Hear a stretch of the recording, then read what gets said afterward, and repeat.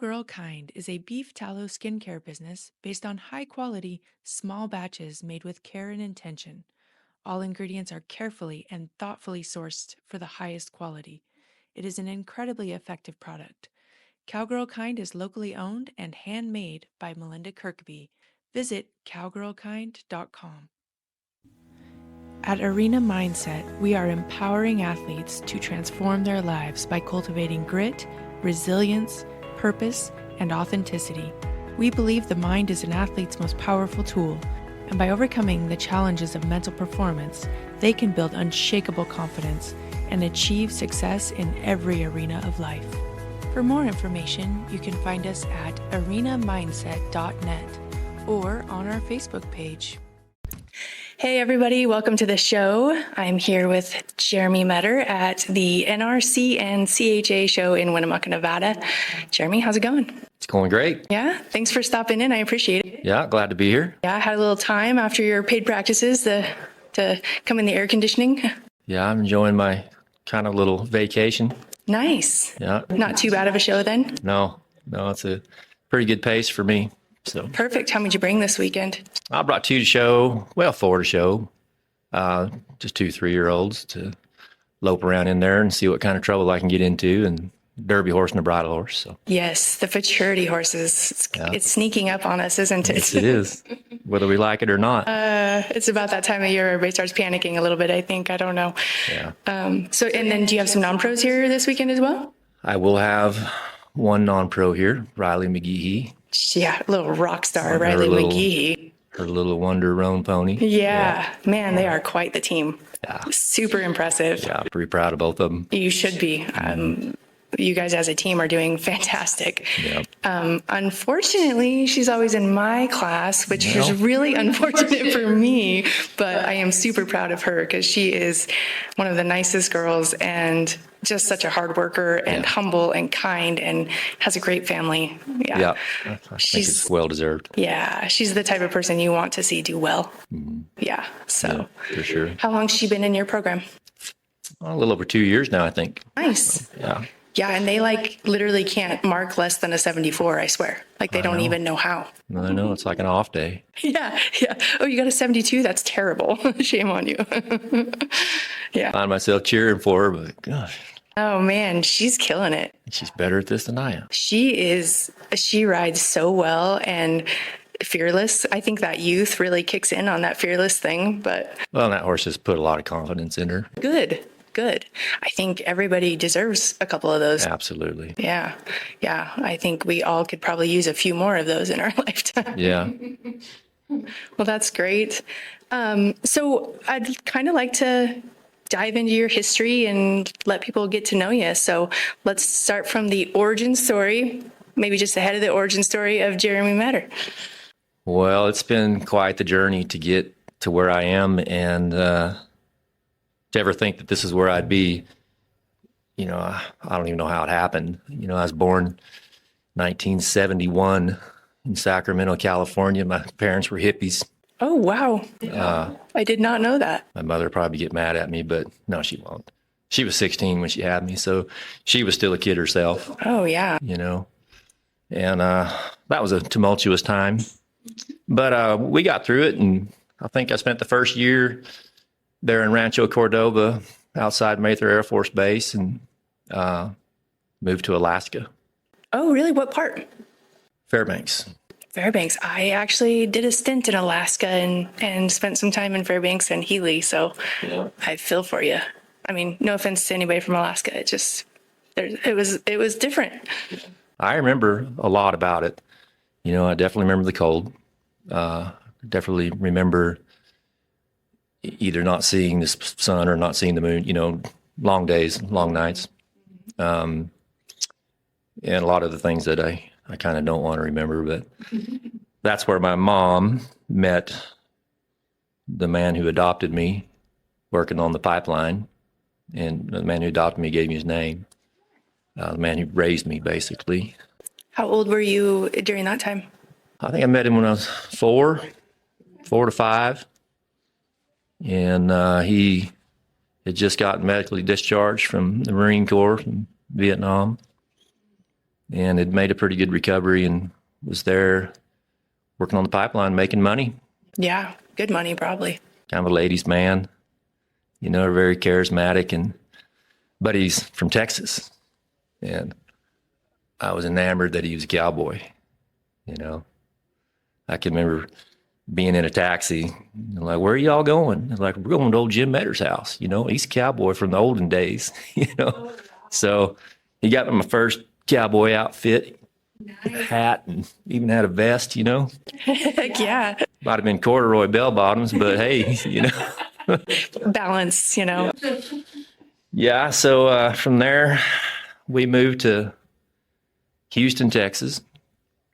And I think they got married when I was 5. Nice. And moved around a lot.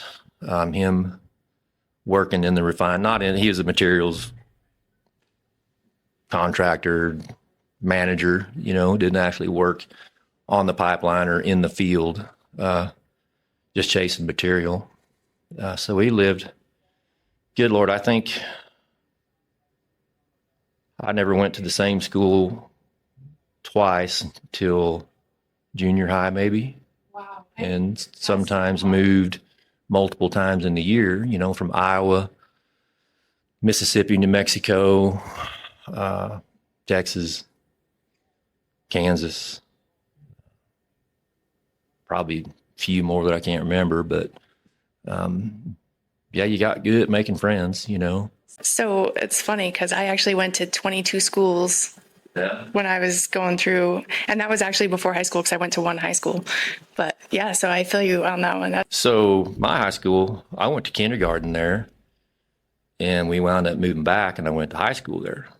And so this is a East Texas 2A town. It's probably 30 kids in my senior class.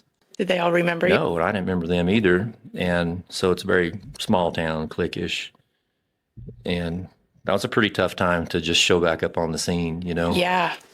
We had just moved from New Mexico. We had spent the last 5 years there, then finally moved back to the place in Elkhart, Texas. But anyway, high school wound up good. I was one of them by the time it was all said and done, and formed lifelong friendships and relationships, Was that kind of a more ag-based community? Did you get your feet wet more in the cowboy lifestyle at that time? No, I was the only one that had interest in horses. They had interest in Metallica and, bonfires and, driving fast.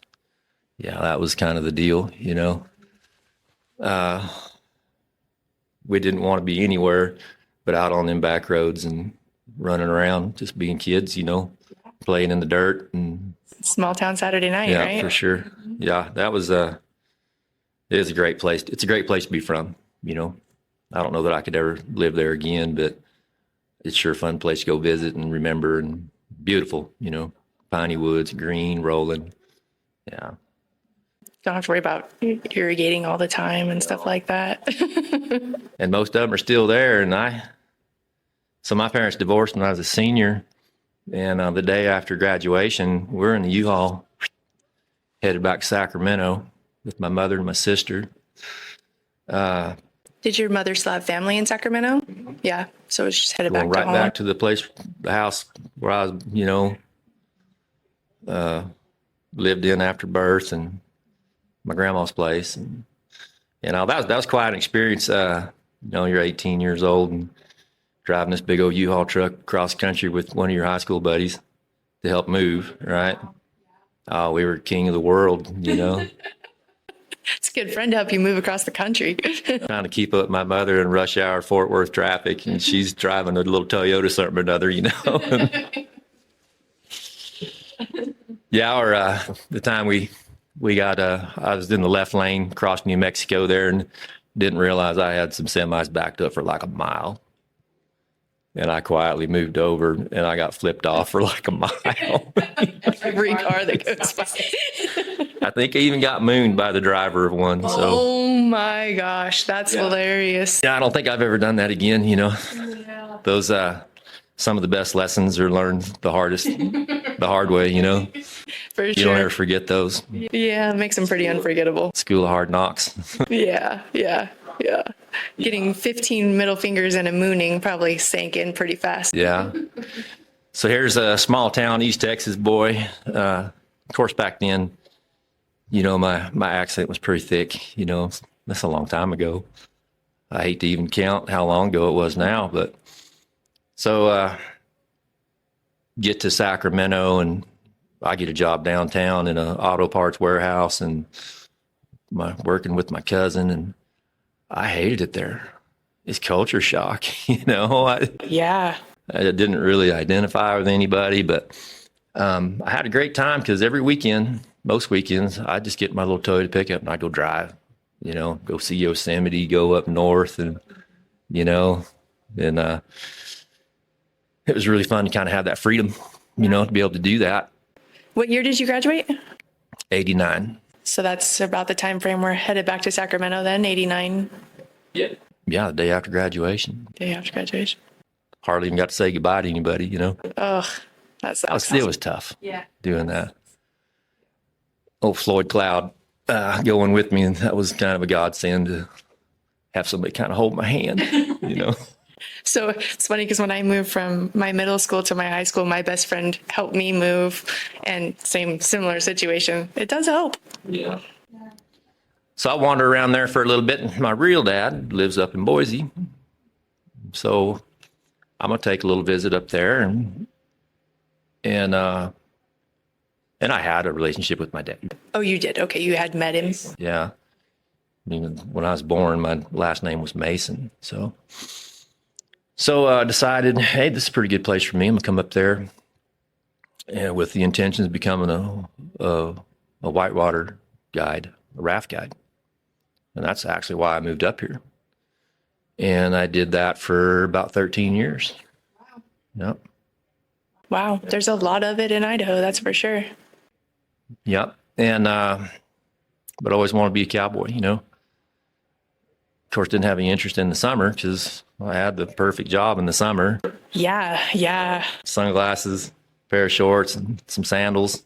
I'm sure you have some great stories from that set of adventures. A raft to sleep in at night, you know. Hopefully you gave a good ride and you had some tip money to go eat with, you know. Have to go into town once every 2 weeks maybe to take care of something, but most of it was spent up there, you know. What section of river? Just on the Payette. All the sections on the Payette. It's the only one that I was licensed on. I've run most all the rivers in Idaho, the Lochsaw, the Salmon, the Owyhee, the Bruno, the Snake. Yeah. Is it something you still do? Oh, I love it. I mean, I don't do it enough anymore. I didn't do it for a while when I started training horses. Quit that and started riding horses full time. That's kind of a funny story because I had a chance to kind of become a global raft guide where I could like do the circuit, you know, go to New Zealand, maybe Africa, Zambezi, What? you know, and I didn't even know this existed. oh What? yeah, well, it'd be like the summer would be in the Payette. No, the spring would be the Lochsaw, and then the Payette in the summer, and then you maybe go back to West Virginia and run the Golly in the fall, and then get a gig overseas doing something else, you know. And I choose horses. And that first summer there at, gosh darn, I don't even remember where I was now. What year is this? What time frame is this? Oh my gosh. That's I'm asking you the hard questions. 6 years ago. So I was 27 maybe. So did you have much We're experience? getting a little too far ahead of that because this is going to tie in just a second, I think, because there's a little college experience there. But anyway, about making that decision, I mean, it's hot, you know, and I'm like, why did I not do that at least a year before I decided to do this, you know? But there's no turning back. So off you go, you know. It is definitely hot. Yeah. So there's a pressure to go to school, you know, a lot. And I didn't see myself really wanting to go to school. But I found a little niche where I could kind of go to school and kind of do what I wanted to do. So I went to Lamar Community College when I was 25. Oh, okay. Went through their horse training and management program, which is something I definitely don't put on the business card, you know. Not that there's anything wrong with it, No, but no. it was a way to go to school, made mom happy, you know. And I may have even learned something, I don't know, but I had pretty substantial experience with horseback by that time because I'd found my cowboy job. Oh, you You had. know, What was I that? was, went to work in feed yards. So after becoming, the raft guide, I would work in the wintertime for my grandfather at a tent and awning business. I can sew like the wind blows, or at least I used to be able to. And this is really not for me. And anyway, I just took a chance and stopped in there at Simplot in Caldwell and asked for a job, and they gave it to me. You know, I didn't know my butt from a hole in the ground. Did you have a horse and everything at No, that time? No, no, no. no, that's okay. They got plenty of good ones to ride, right? Sure. Sure they do. So then there became the journey. Worked with a man, for a man, Garrett Squirrel, probably the meanest man I've ever known in my life.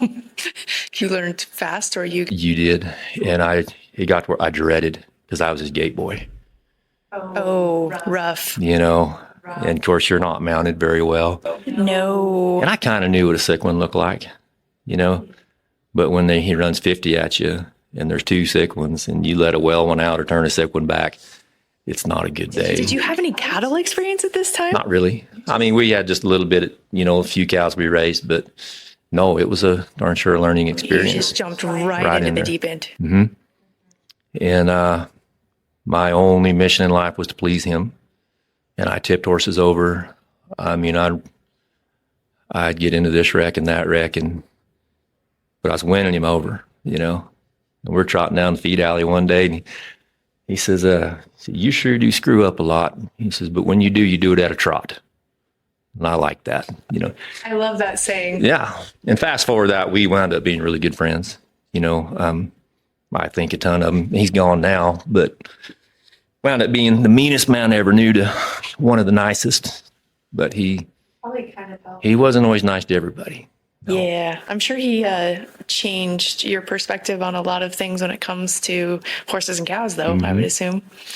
Yep. And maybe a little work ethic. Yep. So then, from there, I kind of went to school, and we had to do an internship there. And I stayed right there in Lamar because Kenny Ingalls, he's a cutter, Kenny and Dana, had a little place just outside of town. And I'd worked out where I was kind of working there already anyway, part-time. And that's where I chose to do my internship. Nice. I learned a lot about building barns and cleaning stalls, building fence, Bathing a horse. shoveling snow, plowing snow. Yeah. A little bit about cutting horses. Yeah. Yeah. Yeah. Did learn quite a little bit about starting colts. A little different approach there. Was there? Yeah. Different than the average cutting horse program, or? I don't know. I haven't been in too many others. Yeah.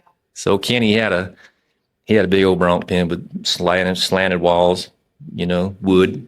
Yeah. And he'd get one in there with a saddle horse, and of course he'd rope them by hind foot and stop them and maul them around, and they kind of sweat themselves out, and we'd be cleaning stalls, and he'd holler, "I need a cowboy." And we're like, "Your turn." My turn. Teeing them up. Rock, paper, scissors. So we'd go down there with our saddles, and he said, "All right," he says, "just get your hands on him now. Go ahead and saddle him, and then step away." And he'd drive him off. They'd blow up and buck, and he'd just stop him. Wasn't mean to him. I'm not trying to paint a picture that it was abusive. Him. Yeah. It was, something that I had never seen. And he said, "All right, step on. No halter." And so you got nothing but a saddle horn. You're just sitting up there like a duck. Yep. And he had a theory behind this. And they'd start to buck or something. He'd stop them. And pretty soon we're helping. We're being chickens and let that rope come off, and he'd throw you a halter and go, "See you later," and he'd leave. No way. Yeah. And I know that he had a little knot hole over there that he'd go park his horse and tiptoe back over there But he didn't want to scare them horses by pulling on them, by, you know. And one thing it taught you was if you got in trouble, you got them going. Boy, there's a lot of rubbing and a lot of being nice, and you reach down there, you know, it's really hard to get over your saddle horn on a colt like that mentally. Uh-huh. I imagine. They're going to go that way, and you're going to go that way. Yeah. And they get the booger on. You'd set up and get that lead rope going, and but by a second or third ride, shoot, they're almost outside riding around, you know. So I've not repeated that process since, but it's kind of a two-man gig, you know. It's unique. Yeah. I mean, I will say that when I start my 2-year-olds, I typically try to like just keep my hands down and not touch their head and just let them go as much as I can. But I've never done it without anything on them. That's brave. I always thought I was pretty good at talking one out of bucking, you know, without really taking a hold of one. Just changing their mind, you know. You got a lot of practice at it. Yeah, I did. It's probably a skill that still comes in handy. So Pepe's Boy 895, I think, is the horse that kind of made Kenny and kind of his claim to fame. He's a bronc, no doubt about it. Really? But first time he showed him, you know, he just lays down in front of this cow, you know. But he had to deal with the man that owned the horse. He gave him a horse every year, and this year he gave him a filly, and the bet was she wasn't going to buck. And of course, I was the lucky individual that got started, and we had like $100 bet or something like that. Anyway, he lost the bet. I never got paid, but he did introduce me to the trips, the running W's, because after about the second day, you know, I'm riding her on my own. Well, this thing's bucking. And the third day, like, she's bucking harder. And I'm like, Kenny, I'll figure about tomorrow she's going to buck harder than I can ride.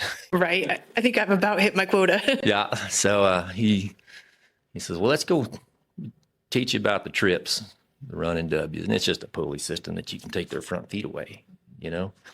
I defy you to put a quicker stop on one when you say that word and just sit there and hold that rope and let them feet come out from under them, you know.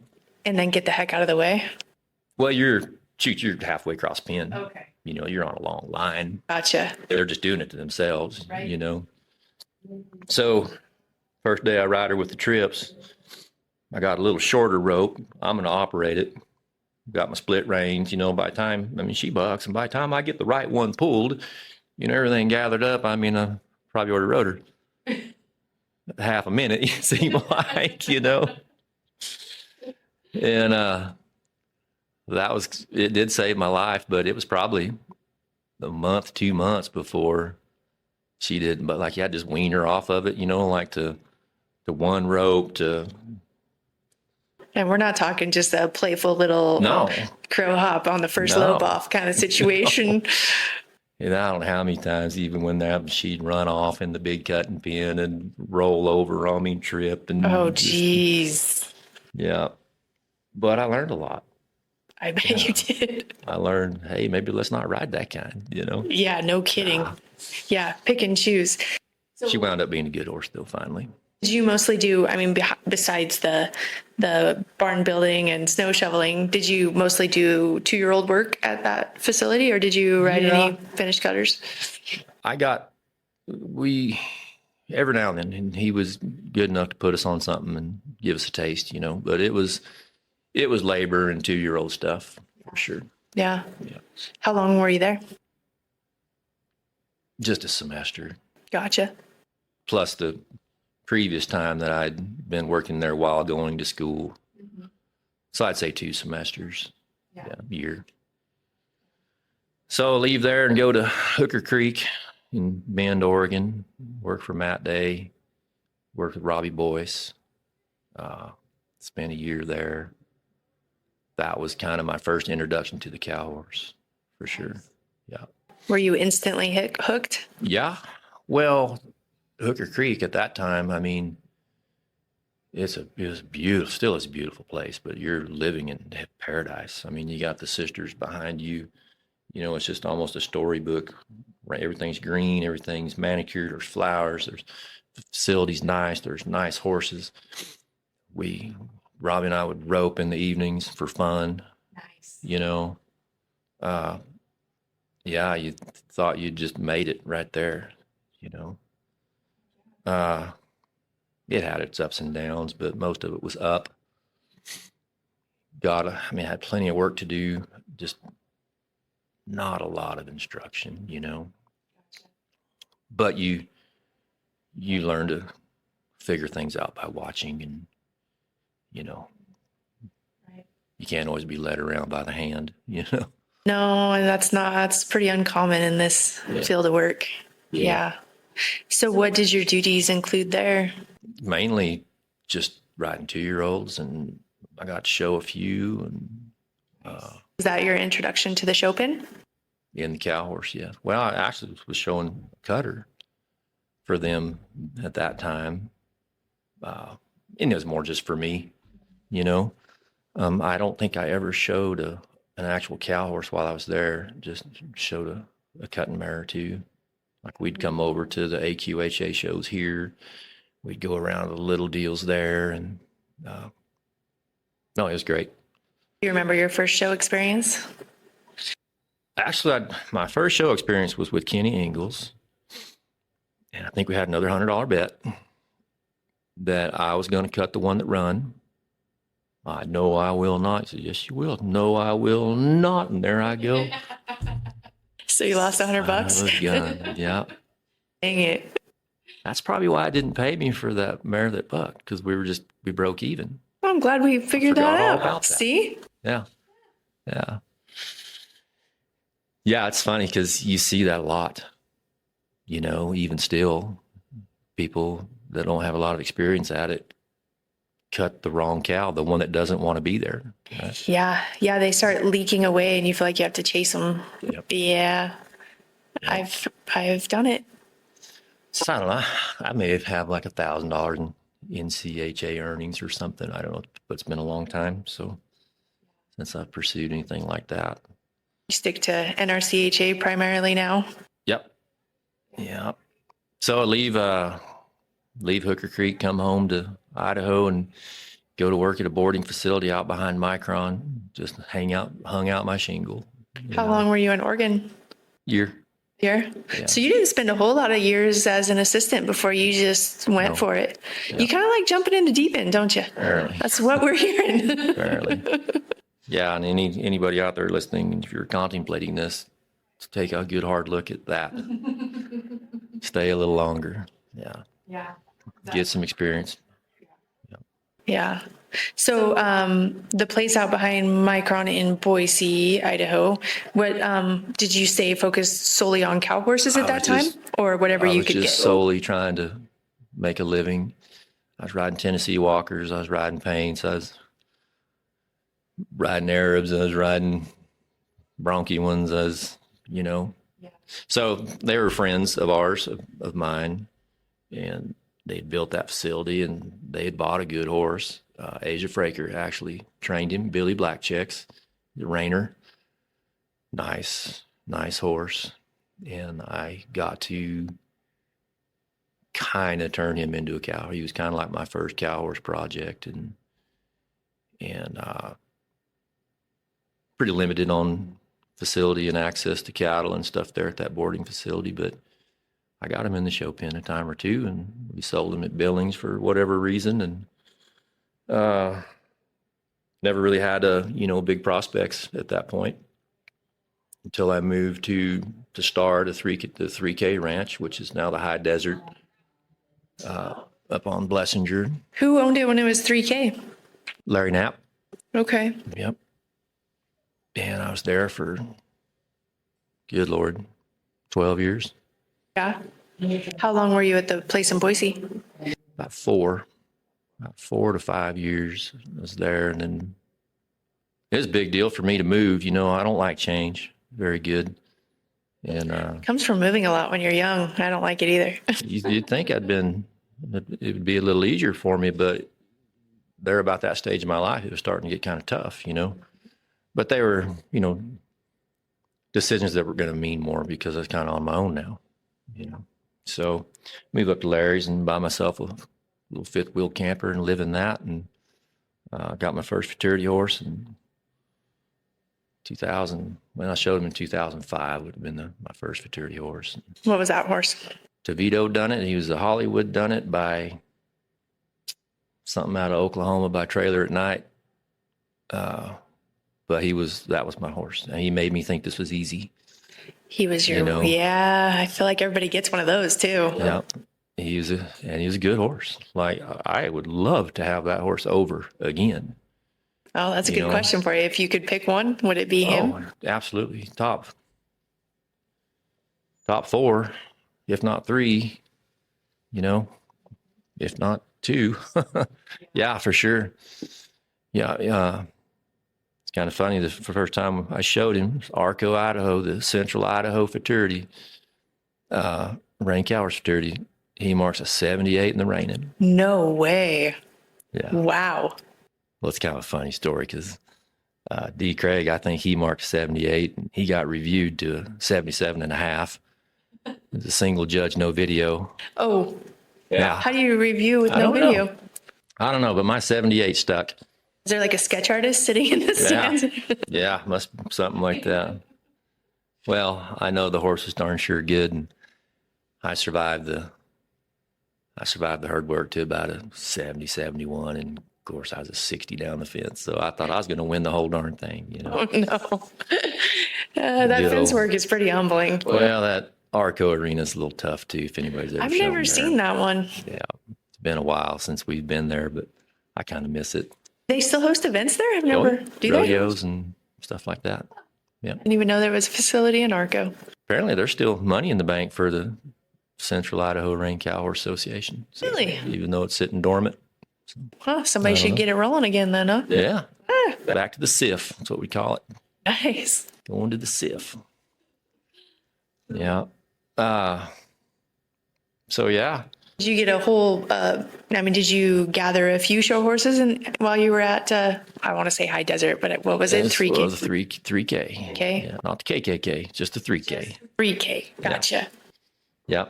Then you start getting, more of the right kind of horses, Yeah. Start building your clientele and getting in with those owners and things like that. Yeah. Been and Done It was my next one. He was another Hollywood Done It grandson, just a horse.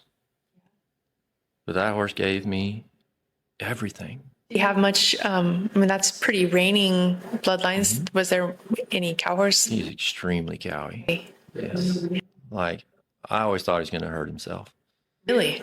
That cowy, huh? Because, I didn't know a lot about pattern and this, that, and the other. As long as they were cowy, I was happy.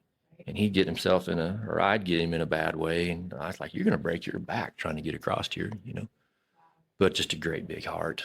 Yeah. And I showed him at the World Show in San Angelo, and he was like the first one, like I was the national champion on him in the limited open bridle. And how cool.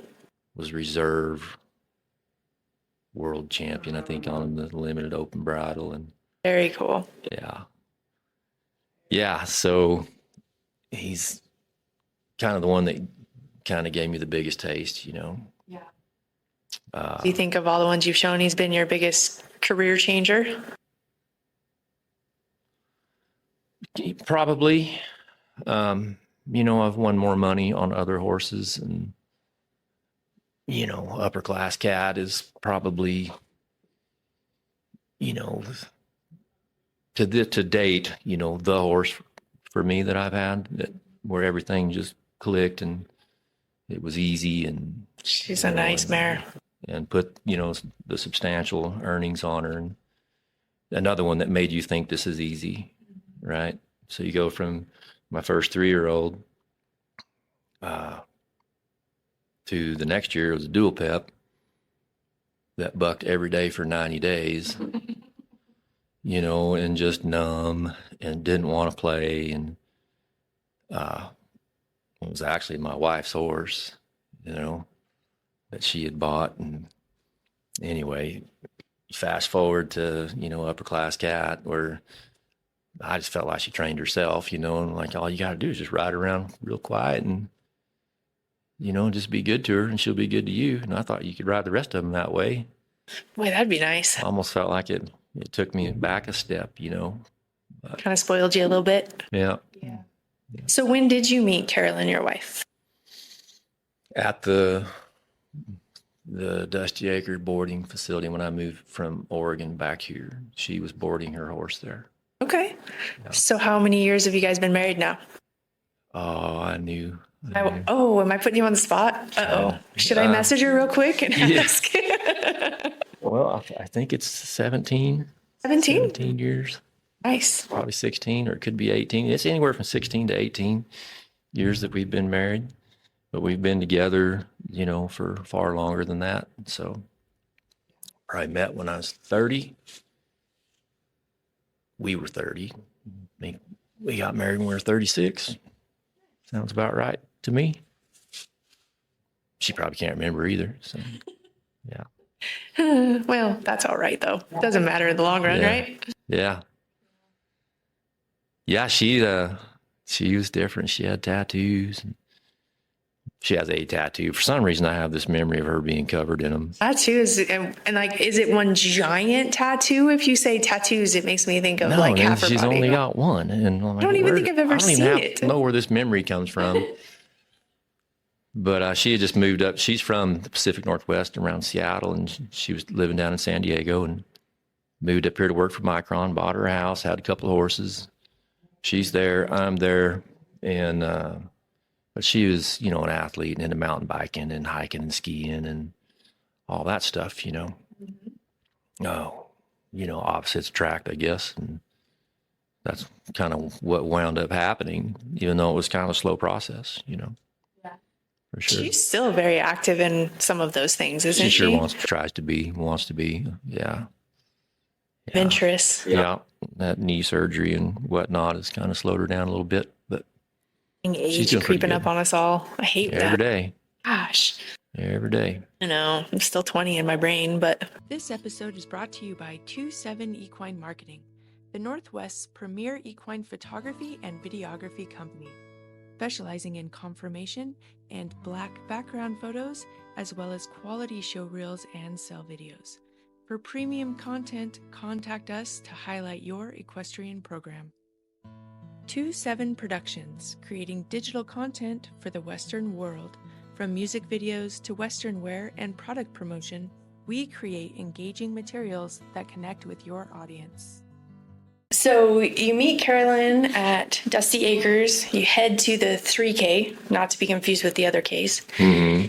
And how long are you at 3K? About 13 years. Oh, wow. You were there for a long time. Yeah, I'm hard to get rid of. Yeah. You do not like change then, apparently. No, I don't. No. Yeah. But that's a nice facility there. Yeah. Of course, I saw it go through lots of changes. Bill Schmidt built that place originally, and oh man, it was beautiful. Mm-hmm. Beautiful place.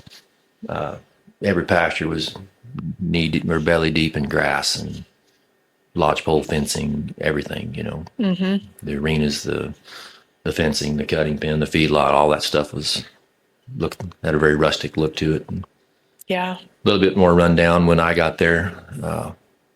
But then that's when all the transformation took place at 3K, building that massive indoor arena and rebuilding all the outdoor pens and stuff like that. So it was a really nice indoor. Yeah. Yes, it is. Yeah. Got to ride with a few different people there. Henry Nabel. Yep. Yeah, we shared some space there. Yeah. Good old Henry, still living the American dream. I still see him there every once in a while too, teaching lessons and stuff.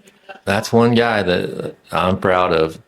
Anybody that doesn't know him, I mean, he's from Germany, and he had one ambition in life, and that was to move to America and become a cowboy. And he wears cowboy hat every day. Yes, he does. He's got his own place. He's got his own indoor arena. He's got his own business. He's done exactly what he set out to do. So more power to him. There's the American dream unfolding right before you. Yep. Yeah. Just goes to show what determination can provide in this country. Yeah. Greg Smith, Cutter, him and I shared place up there at Larry's for quite a few years. And I don't think I know Greg Smith. He's not showing much anymore. He's hauling horses for a living now. Mm-hmm. I'm sure anybody needs something hauled, just reach out to old Greg and he'll get you taken care of. Yeah. But he was a cutting trainer for Yeah, a he's a while. Hall of Famer. Okay. $1 million rider. Man, I don't know why I don't know that name. Okay. Yep. Yep. Learned a lot just being around him. Super guy to be around. Then met call them the makers, James Baker, Lauren Macy. Yep. Red Tail Ranches. Kind of started the Red Tail chapter for me. And, which again, here comes change, you know. It was only it's a hard. mile of change, though. It's only a mile down the road. Yeah. Yeah, it's true. Yeah. But that wound up being a really good chapter in my life, you know. They Access have to put some together good quite the horses. impressive breeding program, and Upper Class Cat was one of those horses. Yep. Yeah, that Yep. they own and are now breeding. Yep. Yeah. She's still making herself seen in the show pen. So did you derby her too? You fraternity'd her. Fraternity and Derby. Nice. Yeah. Supreme Reign Cow Orchard. Very cool. She did a great job. She's phenomenal. Oh, athlete. I think a monkey could have trained her. You know. I need that one. Yeah. Yeah, just such an honest mare. Yeah.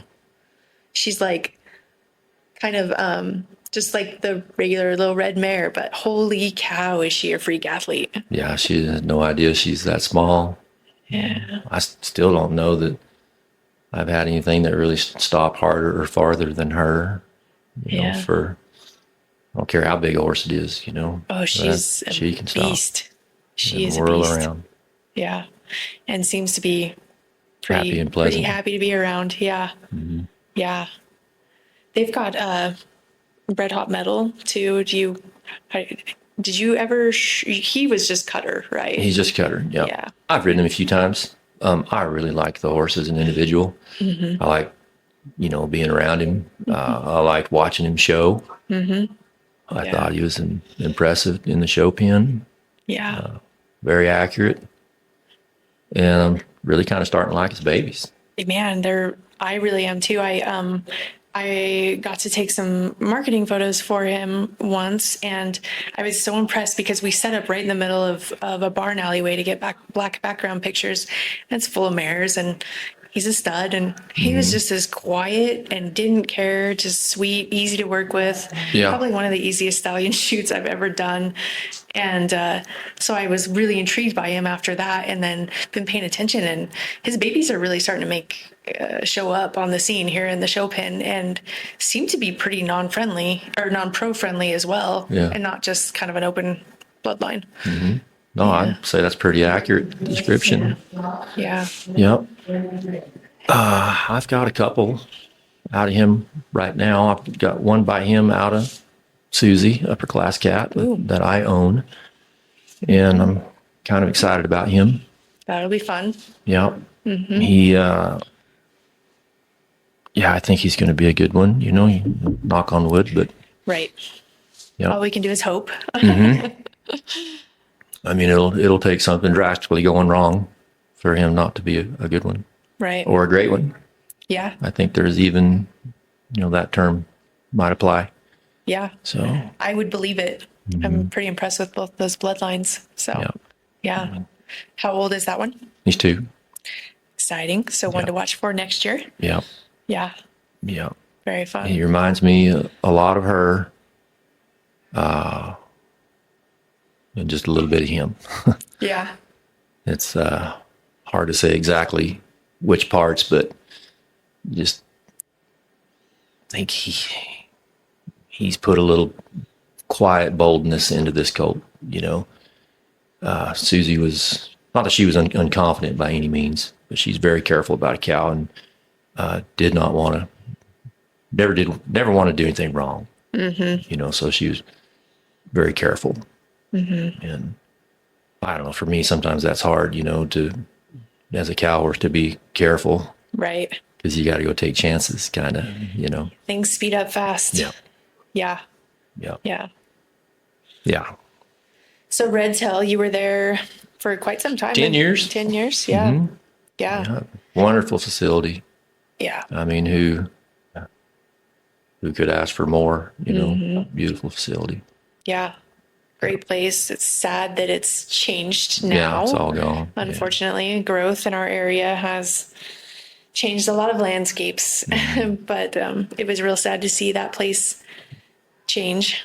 But Yeah, understand why. I mean, Jim and Lauren need to do what's best for them, and that for makes total sure. sense. But Absolutely. it was a nice facility, but they just got surrounded by subdivisions. It was kind of unfortunate. Yeah. Yeah. Yeah, I don't even recognize it there when I drive by anymore. Yeah, it's definitely strange. I was there a couple months ago, and it's not even anywhere near when you drive up.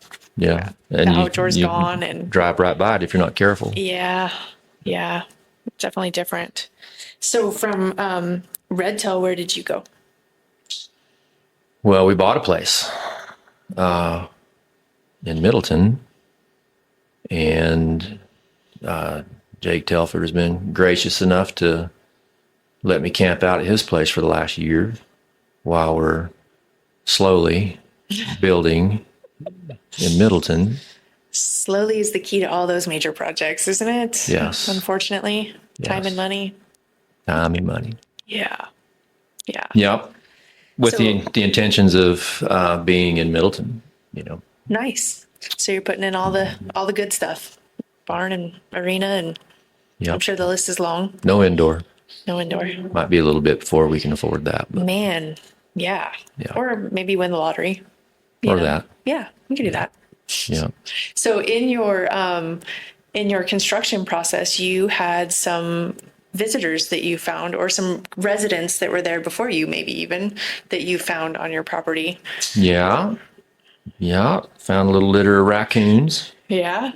Yeah. Tearing down a shed, and this kid helping me, he reaches in there and he just comes out with raccoons. And I got really excited. And I'd been thinking about just not long before that, I'd like to have a raccoon.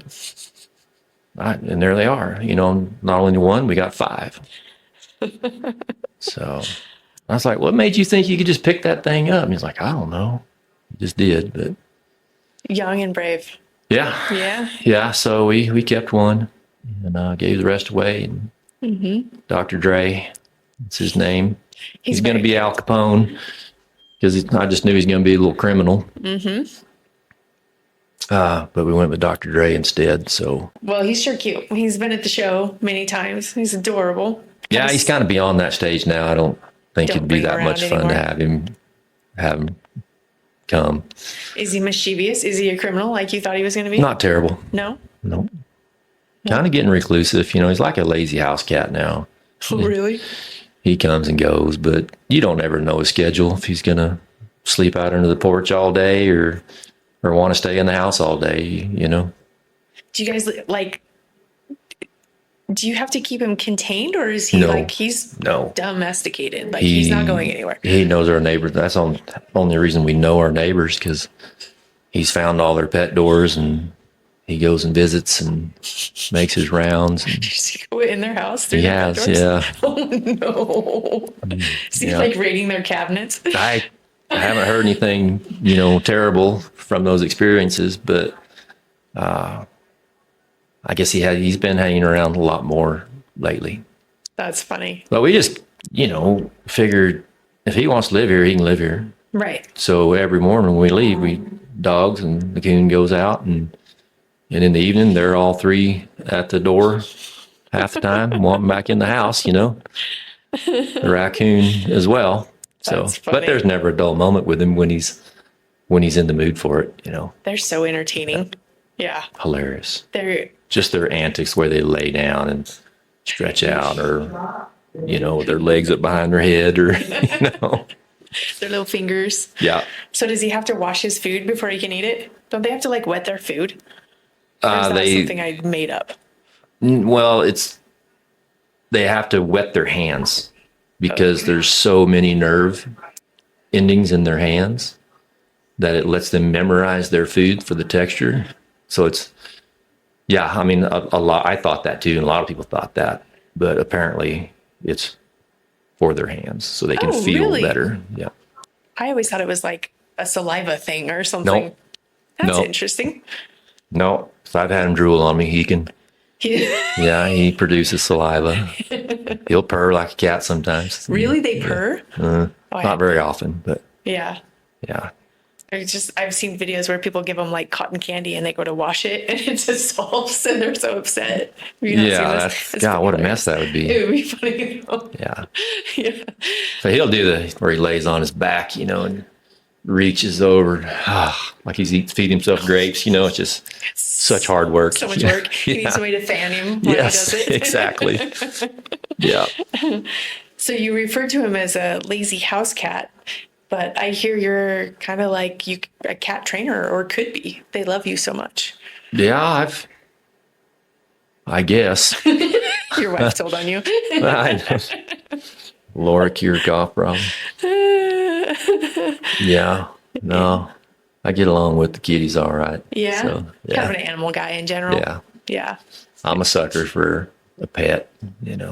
Yeah, Wow. you didn't judge me when I had bottle kittens at the last show, so No, shoot, no. I know. Yeah, I'm a sucker too. That's why I'll never have a working dog, because they're pets to me, Same here. I have a really nice Australian Shepherd that doesn't know how to work a cow at all. Yeah. Yeah.